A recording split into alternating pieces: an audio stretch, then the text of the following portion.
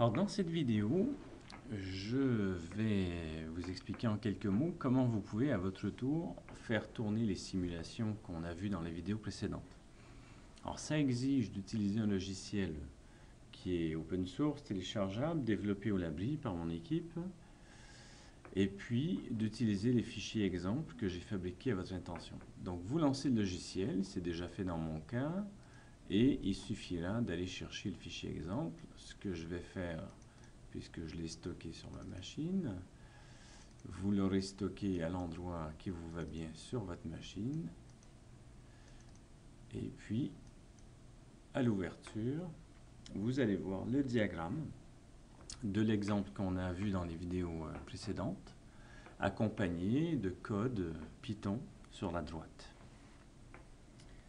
Alors, vous reconnaissez le diagramme et puis il suffira d'aller dans le code source pour éditer les quelques lignes qui vont déterminer ce que vous faites, ce que vous allez faire.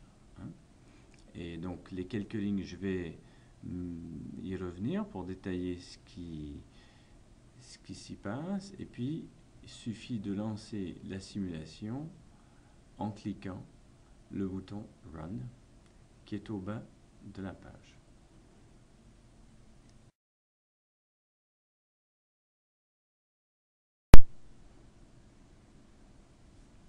Le code qui vous intéresse dans la partie droite, c'est celui que vous voyez sous vos yeux. Donc tout ça est inscrit dans une procédure main, c'est pas une vraie surprise. Le graphe dont il est question en paramètres, c'est bien le graphe sur lequel la simulation va s'effectuer.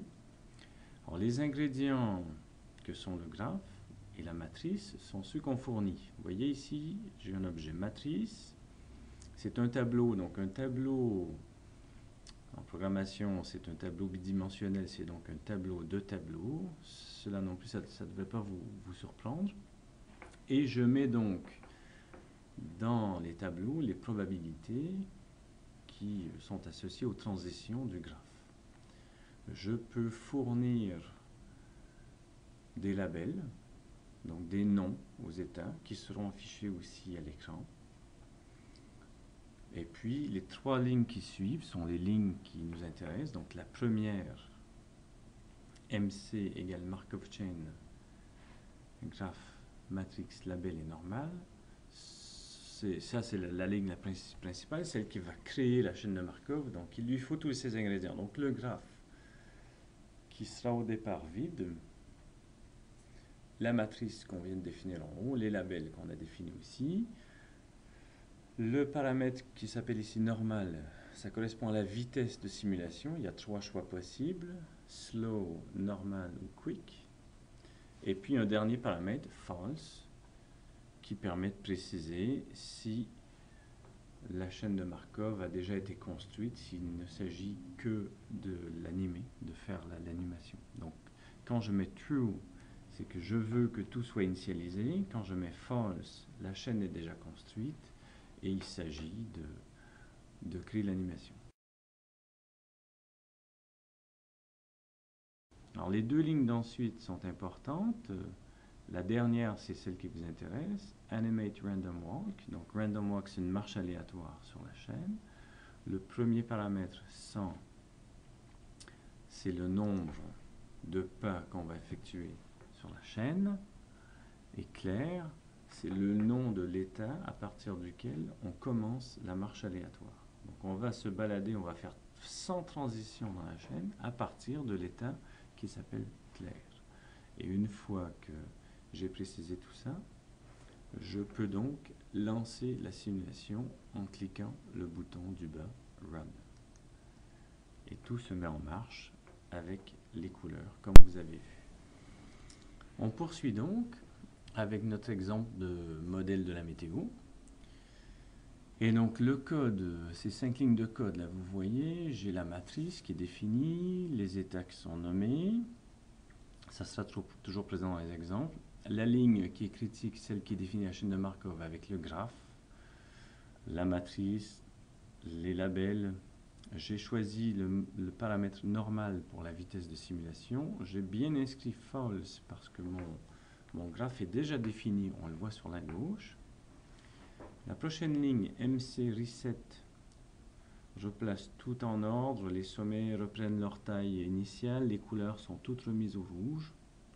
Et puis l'autre instruction qui suit, qui est celle qui va lancer la marche aléatoire, j'ai positionné la marche à 10 pas, pour que ça se passe assez rapidement ici, et je démarre sur l'état clair. Il ne me reste plus qu'à appuyer sur le bouton Run, ce que je fais maintenant, et vous voyez que tout se met en marche. Je passe de l'état clair,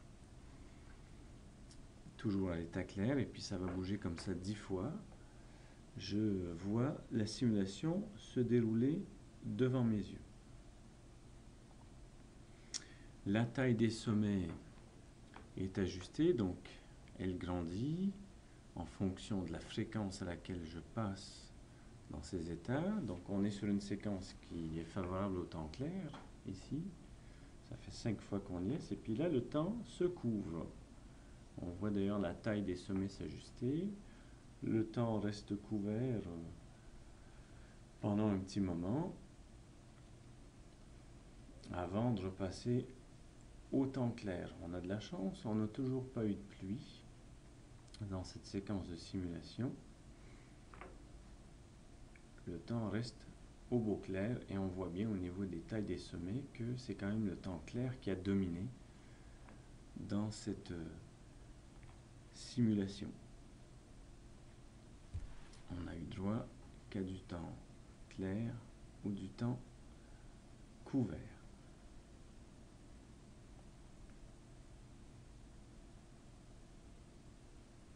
La simulation est terminée et donc si je relance la simulation, je peux choisir cette fois de démarrer sur du temps couvert.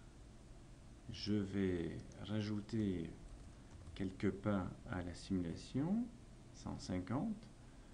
Je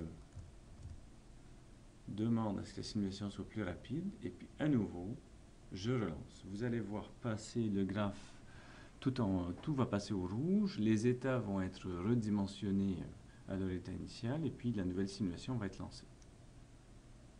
Là, ça va beaucoup plus vite.